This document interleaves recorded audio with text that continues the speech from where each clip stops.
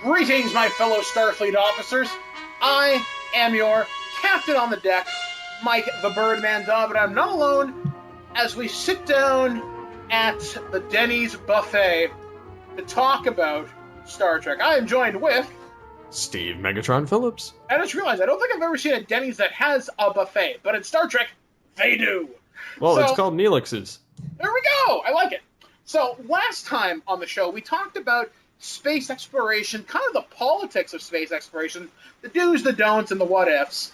In this episode, our 25th episode, we're going to go back to our very first episode and kind of look back upon the fandom that we've kind of found ourselves in.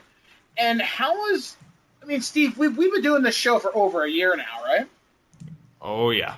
So it's time to look back on that because some fandoms have huge surges in popularity, like, for example, My Little Pony and Bronies. I mean, there's a reason why you haven't seen a new episode from Last Exit to Ponyville in, 2 months, because things are changing in the fandom. And with Star Trek, you can kind of draw a similar thing. For a while, it's super hot, and then it cools down. And that's what we're going to talk about today, is 25 episodes later, are we still proud to put on the Starfleet what I think looks like corduroy? Are we still able to throw on the comm badge and still be proud to call ourselves Starfleet officers? Steve, let's start with you. 25 episodes later, are you still as big a fan as when we started this? I would kind of argue yes and no. Okay. I would argue yes because I still have a strong passion for all things Trek. I still love the series. I still love the films. It's still a very passionate part of my life as a geek. That being said, I'm not liking the direction that Trek has been going in the last 10 years. Which is more or less down a circling rotation of the bottom of a toilet bowl. Okay. What do you mean by that? Well, when I say that, I mean, take, for instance, Enterprise. It's not the greatest series ever. It's not, there were a lot of issues that kind of contradicted previous Treks. Plus, it was all revealed to be a giant hologram from the holodeck. Or at least part of it was, for Riker's amusement. Yeah. Which was a cop-out, because they got canceled. But I also think that since then, I think the vision has been lost. I think truly the vision was lost after Voyager. But I think it really died after Enterprise got canned. And it took them 4.5 years to come back with a new Trek as the reboot by J.J. Abrams, which, don't get me wrong, I love the reboot, the first one. It was good. It tried to revitalize the franchise, which it did. It got some people back in it. The casting was superb. A lot of the new renovations because of the altered timeline. I mean, I could forgive certain aspects because of what it was.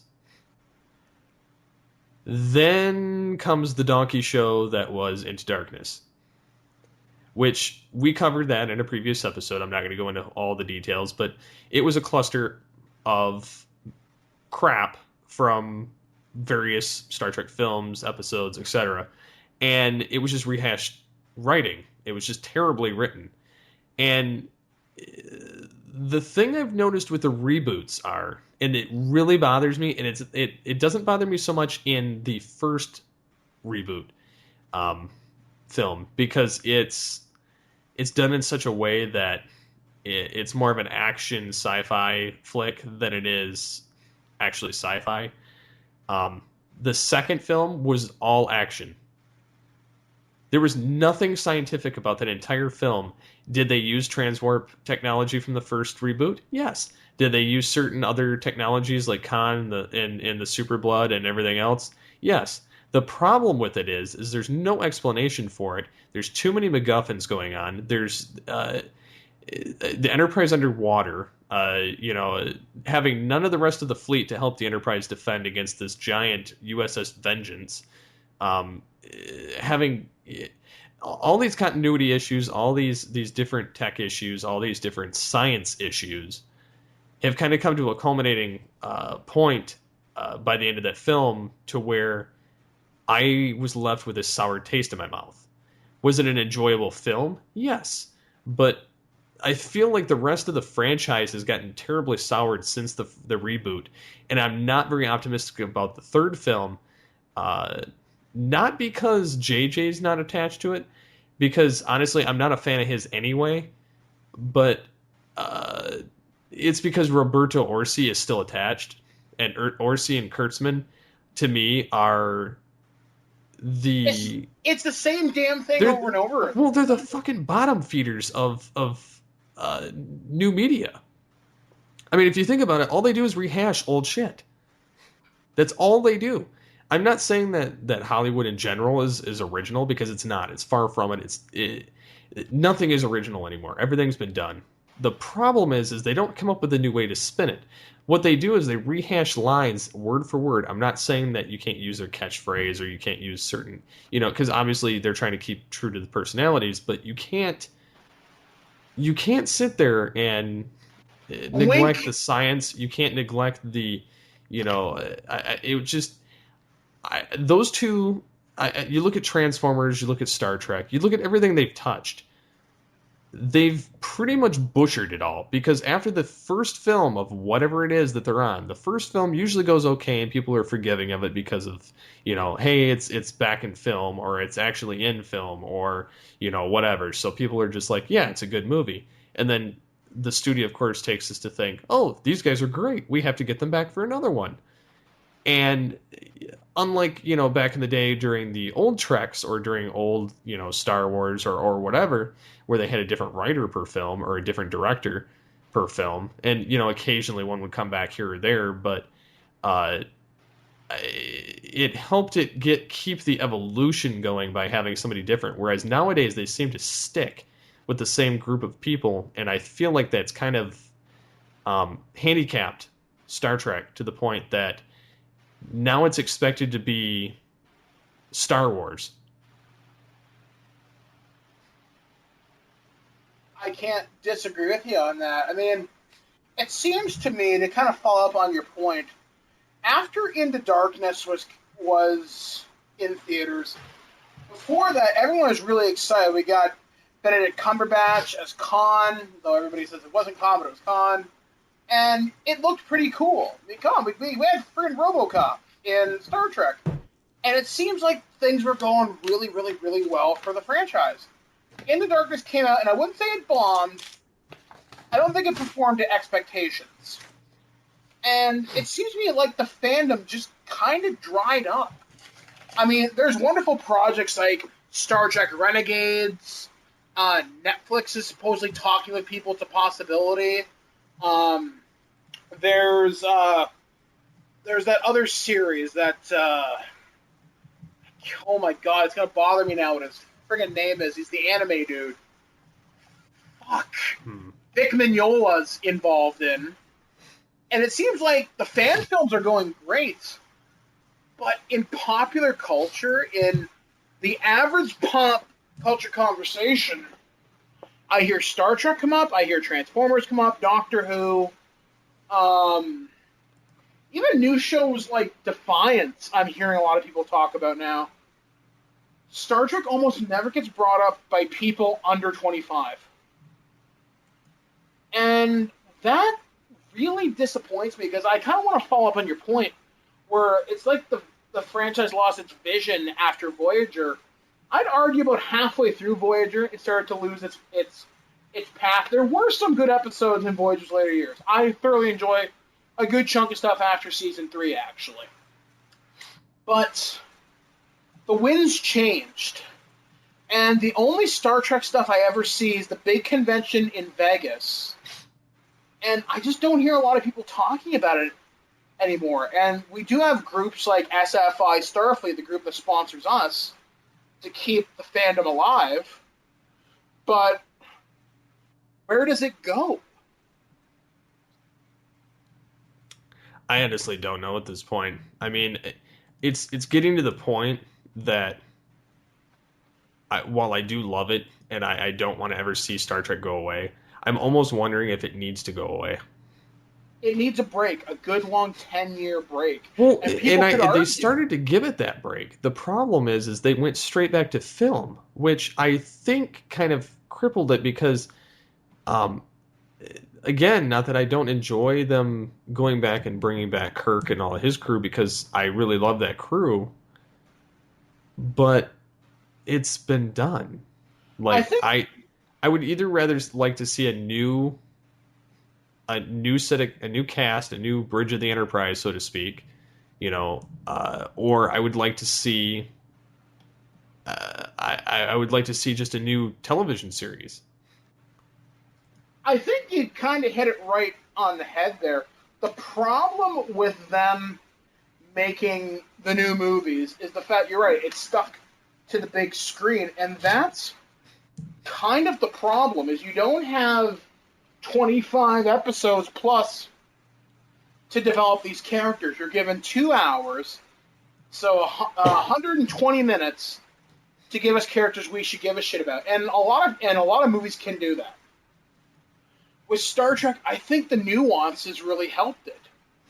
I mean, with, say, Star Trek The Next Generation, with movies like Generations, Insurrection, First Contact, Nemesis, if we didn't have 7 years of TNG, I don't think we would have cared. You needed episodes like Best of Both Worlds to establish why Picard hates the Borg. You needed to understand all the things that he went through as a captain with his crew, with his friends, to get why some of these decisions are hard. With the new Trek, okay, you gave us a cool first movie. Where does that go? You put them again on the big screen. Big deal. And the thing is, we don't care. So the fact that no one cares about these characters, because we haven't had a chance, we've grown attached to a version of them, because when we see Chris Pine and Zachary Quinto, we're thinking Shatner and Nimoy. I think personally we try and transpose their old adventures onto these new cast members, and it doesn't work. And it's not to say the new movies are all crap. 1 for 2 is not bad. So I wonder what's going to happen with the third movie, because I know Abrams is not involved anymore. It's Roberto Orci directing. So I'm a little leery, but the thing is, Star Trek should be more relevant now than it ever has been. And you look at a franchise like, say, Battlestar Galactica, became so relevant after 9/11 because it talked about, conspiracies, loyalties, and all that stuff, and how people perceive each other in a war. It drew a lot of comparisons to 9/11. Star Trek has this possibility to be this great multicultural experience, which it started out as, and expanded upon in TNG and in DS9 and Voyager. I kind of wonder if the time for that Trek, if it should be now or if it's past now. And what I mean by that is, in terms of strong sci-fi shows that are on the air right now, we have Doctor Who, Continuum, and those are the big ones I can think of. I know there's a bunch of more coming in the fall. We canceled Almost Human after like 10 episodes or something. So Carl Urban's not doing much right now. He was doing Almost Human, and then it got canned. Yeah, maybe he's got time to work on that Judge Dredd sequel now. Make it happen. I think it actually is going to happen. Oh my god, I just got a boner. I love that movie. But you kind of, I wonder if the fandom for Star Trek is just kind of, like, I'd like to see some hard numbers on who was seeing this movie in terms of demographics, because Into Darkness was more or less Michael Bay with Star Trek. Which makes you really worried for Episode 7, because it's Abrams. Yeah. And it's just, I don't know. I think Star Trek needs that narrative, and we've talked about this with Leo, that sci-fi guy, last year about why a new Trek needs to be on TV, and it's more relevant now because the world seems to me in a lot of ways more divided than it has been in a while, and Star Trek taught some wonderful cultural values. And the thing is about Star Trek, it was accessible for everybody. It didn't need to be a gritty reboot. It doesn't need to be... I don't think it needs to be The Walking Dead. I don't think it needs to be Battlestar Galactica. I think it can approach the everybody audience and still work. Now, here's the question. Could it survive on network TV? And simply, to me, the answer is no. Oh, hell no. It would die. Like, I can't see it now after Agents of S.H.I.E.L.D. Watch Star Trek. It wouldn't happen. It would have to go to a cable network, or in a better ideal world, go to Netflix or go to Hulu. Because it can be viewed on demand, you would have your numbers, and if they put out a Star Trek Kickstarter saying, hey guys, we can do the first season for like $5 million or something, it would happen. Or something good would happen. I mean, look what happened with Veronica Mars. The movie raised $5 million in like a couple of days, and the movie got made, came out in March, and was great. With Star Trek, I think the problem is when you dropped the narrative from what I consider to be the Star Trek Prime universe, and you start pushing this new alternate reality, you've alienated so many fans, and I think I'm one of them too.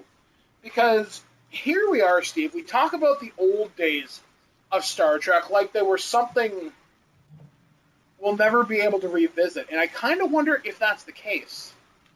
Because this new Trek seems to be the future. And if that's the case, I don't think I like where it's headed. And it's kind of driven me back to my old Star Trek staples of going back and rewatching Voyager, to going back to my old Star Trek role-playing books, stuff like that, which was a wonderfully supported line, I'd like to add, by either Decipher, Lash Unicorn, or even FOSSA back in the day. Nobody has a connection to these characters. I think we have more of a connection to the actors than we do the characters they're portraying. I think I have more of a connection to Simon Pegg than I do Simon Pegg as Scotty. Or I have more of a connection to Zachary Quinto than I do Spock. And I think that's the problem. Back in the day, with the original Star Trek movies, you cared about the characters. I think in some ways the actors were kind of secondary to that. And, I can kind of see that. And even with Star Trek The Next Generation, you cared about Picard, not Patrick Stewart. With these new movies, it's like they banked more on star power than character. And while you said they were greatly cast, like Chris Pine's a great Kirk, Zachary Quinto's a great Spock. But, well, they all fit the roles that they were cast in. The problem again is they're going for star power, not story. Does the cast fit the role though? You know what I'm saying here? Yeah, I mean, I could kind of see both sides of it. I mean, it's. I love the cast. I think that, there's not really much else that they could have really done. Yeah, I mean... But I think that they handicapped themselves from the get-go because they went straight to film instead of doing another television series. And that's kind of why I wonder why we don't see as many Star Trek fans anymore. Like, you can walk out to any geek convention, I guarantee you will see more Star Wars shirts than Star Trek shirts. Which is unfortunate. And you look at it, because Star Trek, like I said, it's become this thing where if you're over 30, it's cool. If it's not, it's like, oh, hey, did you see that movie back in 2009? That's 5 years ago. right? 5, right? Yeah. Mm-hmm. And so it's not that far out of memory. And it's just a summer movie to these people. And I don't mean to say you people like that, but things have shifted, and I think the demographic has shifted, and we're shifting with it because over over the course of this show, I think in some ways I'm becoming disconnected with. I mean, I enjoy the stories that I'm seeing. I enjoy the arcs that I'm enjoying Star Trek for what it is, but I think I'm with you in the fact that I think it needs to go to bed for a while. Well, I mean, if nothing else, if they're going to keep it around, I think the method that they need to go with is the ones where they have like your Star Trek Continues or the Renegades or something that's predominantly rooted in The established the canon. old continuity. Yeah. Because the people that are writing these seem to actually get it. Which is something I think, again, that is lost in the newer translation is it's more about, oh, shiny shit, or it's more about that and who's being who, and oh, it's the kissy face Uhura and Spock. Who gives a shit? Like, we're here watching science. I mean, yeah, you want them to have personal interactions and everything, but why do they have to be all like that? I mean, this is like space exploration. It's not a damn soap opera. Well, I think the soap opera experience is important to it too. I mean, because you look at the older Star Trek movies, and a majority of them had a message. I can't tell you what the message is of In the Darkness is, and I can't tell you what the message was for the reboot either. I mean, with Star Trek 4, Wales, environment, I get that right away. And that's the one that probably comes the clearest to mind. Whereas, say, First Contact, revenge and its implications. With the other ones, it doesn't come to mind as quickly. And I think it should. Star Trek, to me, has always been about a message and the relationships with the characters with the science. And the new movies have discarded that. And I think because we live in an era now where people are starting to take an interest in science again, thanks to people like Neil Tyson deGrasse, with Fox airing Cosmos, my God, now's a great time to do a new Star Trek series. Have people learn about shit like magnetars and supernovas and black holes and all that shit. You could make a new Star Trek series really interesting and even tied into the new continuity, have a ship. Hell, if they want to steal a page out of the TNG playbook, move it forward a generation so you don't have to have Zachary Quinto. Or if you wanted to, you can have Zachary Quinto. He's a fucking Vulcan. They live like a couple hundred years anyway, right? Pretty much. So, it's not like he's doing much other than the occasional film here or there. Yeah, so, and Carl Urban's not doing much. I mean, you could have him record video logs or something, have narration or flashbacks or something. There's so much possibility where they could just have a series flash forward and maybe do it as like a 13-episode mini-series. See if the possibility's there for people to tune in. And don't give it to fucking Sci-Fi, whatever you goddamn do. Or Fox. Or Fox. Give it to AMC. There was actually, it's funny that you say that because there was a rumor floating around a few days ago about Netflix possibly courting CBS for a new series pickup. And it was quickly squashed because of the sources and everything else. But it was intriguing enough because people were actually flocking to it. Like almost expecting it to be legit. Yeah, I mean, I even posted that link myself, and they were like, "We've had talks, but nothing's come out of it." Although I did find out that Captain Worf's still a thing. I was disappointed too. I posted it as well. I'm guilty. Yes. And I don't know. It's like, I wonder who at CBS is so desperate to hold on to the rights that they don't want to use them other than on film.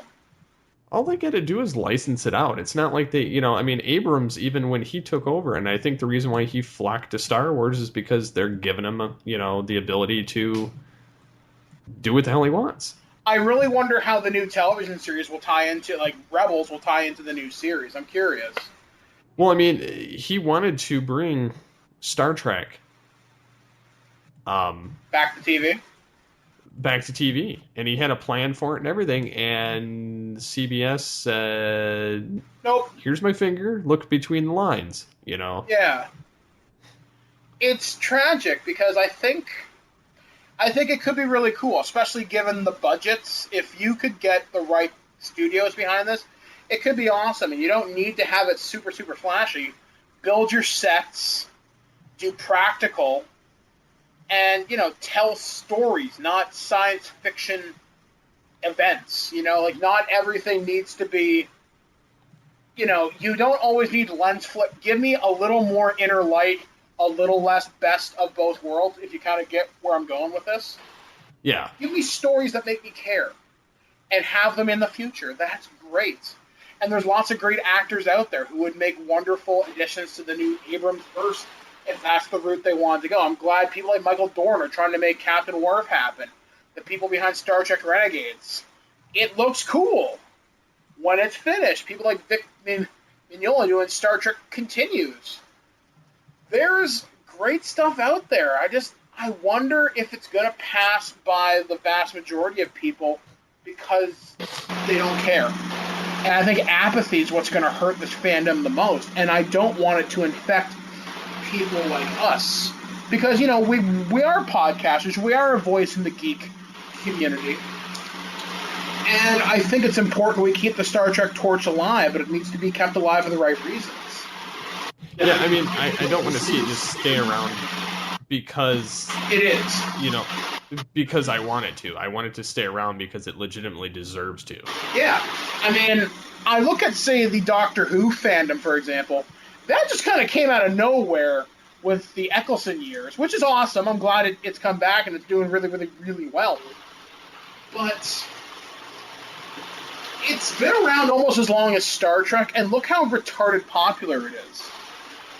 Star Trek, but they keep reinventing it. Yeah, I mean, you get a new Doctor every few years. Yeah, and I think they could learn something from that. I mean, the Doctor regenerates once every couple seasons. Sometimes, a little more often than that, depending on who's playing them. And you're right, the show reinvents itself. Star Trek could do that. I'm not saying give us a whole new crew, but when Best of Both Worlds airs, they were ready to kill Picard. Imagine a Star Trek show that establishes itself over 2 years, whatever, then you kill the captain. Or, like, where the fuck am I? Or in Babylon 5, when the first commander left, and then Tron came and took over. Whatever his name was, I can't remember. Sheridan? I don't know. Stuff like that. I mean, Star Trek has the possibility to do so much more, and I don't want to see it just become a relic or a quaint thing at your next sci-fi convention, or, hey, here's, Nichelle Nichols doing a signing just because. I don't want them to be that sad dude at the end of the con line, if you kind of get where I'm going.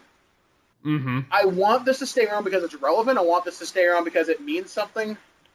I want Star Trek to mean more to me again. Like, in our last episode, we talked about space exploration, and I started reading about engineering and how space works and how there's all these really cool advances in technology.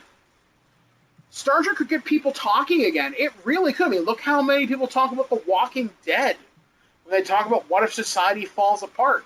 Star Trek has that possibility to address social issues and make it really interesting. I mean, imagine if Star Trek, for example, had its first gay captain or lesbian first officer or a guy who was crippled like Geordi was, except maybe he's got a prosthetic leg or something.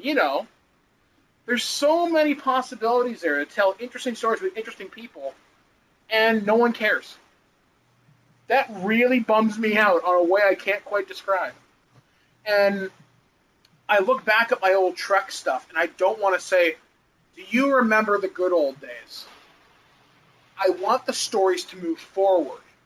I don't want them to pull a Disney and disregard 30 years of continuity. And that's what I'm afraid is going to happen with Star Trek. They're going to hand wave away Shatner and all of them. I mean, the only thing keeping that in the Prime universe is old Spock. And when Leonard Nimoy's dead, which you never know when that's going to happen, that's it. The last line, other than Shatner himself, is gone. And he's dead in the movie continuities. But then again, it's Star Trek. They'll find some stupid way to bring him back if they need to. And I'm pretty sure... I was going to say not George Takei, the guy that plays Chekhov. Walter Koenig? Yeah, Walter Koenig. I can't imagine him doing too much more because he looks really tired. Like, you know what? I'm going to do Renegades, and it'll probably be the last thing that he does. I mean, I know... Which is fine. Yeah, I mean, but we need to respect our roots. We need to bring them forward and evolve them. Like you said, reinvent.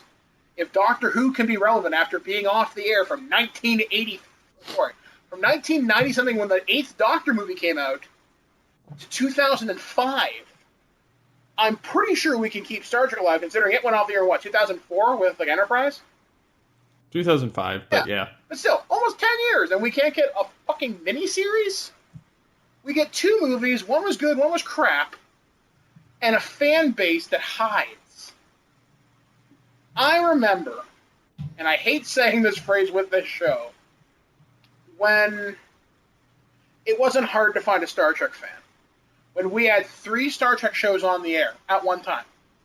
Voyager, TNG, Deep Space Nine. Maybe it was just 2 of them. Either way. There was that time. Could the Times now support 3 shows in the air? Oh, God, no. I don't even know how they're going to do it with The Walking Dead. They're going to have 2 separate Walking Dead shows. I have my doubts. So, I don't know. CBS. The Roddenberry Estate. If you are listening. Trek needs to come back to TV. Trek doesn't need to be exclusive to us older geeks who speak of it in reverence, which is great, but not with any excitement anymore. That's why we started this podcast, Steve. We wanted to be excited about Star Trek again. And I think in some ways we've become a lot more cynical about it. I think so, and I think unfortunately it's because geek culture has kind of abandoned it. And that's sad, and that's, I guess, kind of a little bit of a tangent we can go on before we close out the show, is when geek culture abandons something, it abandons it hard. It just disappears. Like, these fans just go away. Like, because the fandoms die out for whatever reason. Like, I remember when I gotta stop saying that damn phrase. When the X-Files was huge. Now it's gone. When people used to talk about things like, say, Smallville, for example. Now it's gone. And now it's all Doctor Who, the Marvel Universe, Star Trek, and Arrow, to a limited extent, the DC Movieverse. And that's about it. And I said Star Wars, yeah. And some of these are some really great story-driven properties. Some of them are more spectacle events. I'm looking at UDC. But Star Trek has just been kind of forgotten. And that sucks.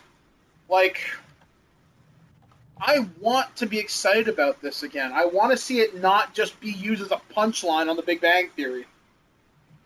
I want to see it become something better than what it was, because writers today are so talented.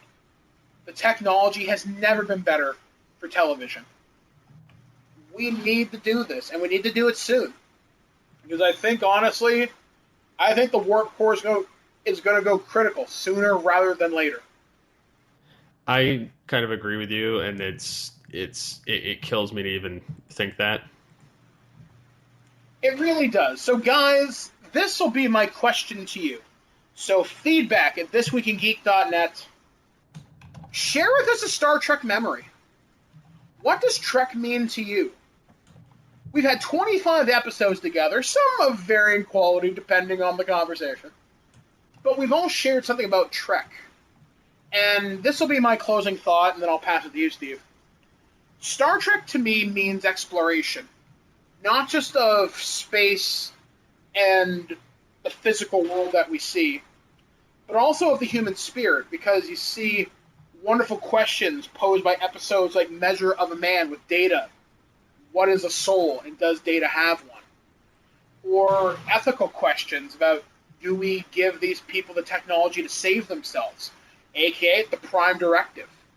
Stuff like that. Trek to me is always about answering ethical questions with science, and it's about having an adventure with great friends and family. Like, to me, the cast I'm closest to is Voyager. Not just because I've interviewed a few of them, but because that is my captain. Captain Janeway is my captain. But I can respect people like Captain Sisko as a leader. In Star Wars, I don't look up to anybody, really. I really don't. But with Star Trek, I would follow Captain Sisko into hell. I would follow Captain Janeway. Maybe a little hesitantly, but I would still follow her. And imagination has always been paramount. So that's what Star Trek means to me. I think, as far as the whole is concerned, I think that Star Trek, I think that it embodies all those things that you said already, but I think that also it allows us to grow as human beings, because without the innovation that we've seen in Star Trek over the past, 40, 50 years, 50 some years, getting close to it. Anyways, without that innovation, we wouldn't have things like cell phones. We wouldn't have, the tablets. We wouldn't have, as high tech of computers. We wouldn't have, the concept of video chat, or these giant screens, they've come up with the tricorder. They've come up with space travel. Damn near everything that's come from Star Trek was just a thought in the back of someone's mind, and they're like, this would be kind of cool. Let's try and figure out a way to make it work and sound plausible on the show, rather than just being, oh, let's pull magic MacGuffin number 4 out of my ass and use it. I think that the show has kind of spawned not only innovation as a culture, but in the individual, because it makes you want to learn more, want to grow. And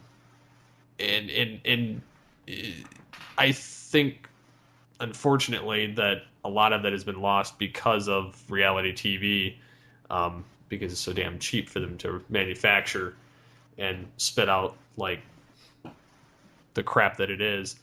I think that it's kind of damaged it, and Star Trek, unfortunately, is one of the partial casualties of it. But I think that the ones that understand it, that truly understand it, will never fully abandon it, despite all of its screw-ups in recent years. Mm-hmm. Yeah,